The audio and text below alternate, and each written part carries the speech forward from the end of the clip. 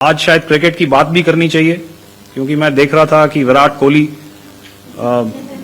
ने test cricket से retirement ले ली। कई भारतीयों की तरह वो मेरे भी फेवरेट क्रिकेटर हैं।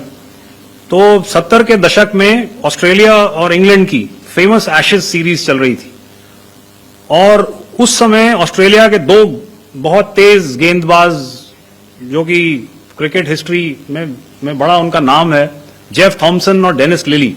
P4 insulated water tanks, kitchen and bath fittings, বিশুদ্ধ জল সুস্থ জীবন, P4 আজীবন।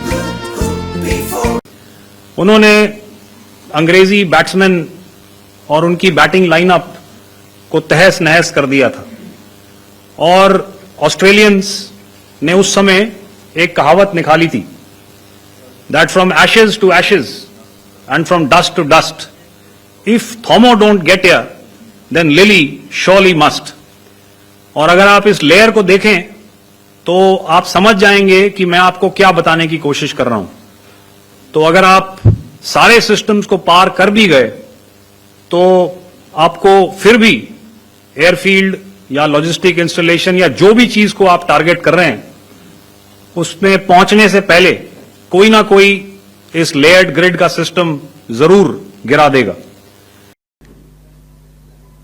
We also iterated that our fight was with terrorists and their support infrastructure and not with Pakistan military. However, it is a pity that the Pakistan military chose to intervene and bat for the terrorist, which compelled us to respond in kind. दोस्तों, हमारी लड़ाई आतंकवाद और आतंकवादियों के खिलाफ थी। इसलिए 7 मई को हमने केवल आतंकवादी ठिकानों पर ही हमला किया था। पर अफसोस इस बात का है कि पाकिस्तानी सेना ने आतंकवादियों का साथ देना उचित समझा और इस लड़ाई को अपनी लड़ाई बना ली। इस परिस्थिति में हमारी जवाबी कार्यवाही अत्यंत आवश्यक थी और इसमें उनका जो भी नुकसान हुआ वे खुद इसके लिए जिम्मेदार हैं। हमारी तरफ से हमारी एयर डिफेंस सिस्टम्स देश के लिए दीवार की तरह खड़ी थी और इसको भेदना दुश्मन के लिए नामुमकिन था।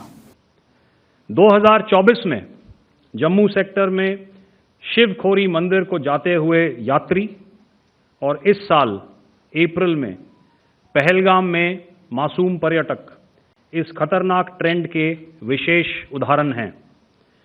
पहलगाम तक पाप का ये घड़ा भर चुका था, क्योंकि आतंकियों पर हमारे सटीक हमले लाइन ऑफ कंट्रोल और इंटरनेशनल बाउंड्री को पार करे बिना किए गए थे।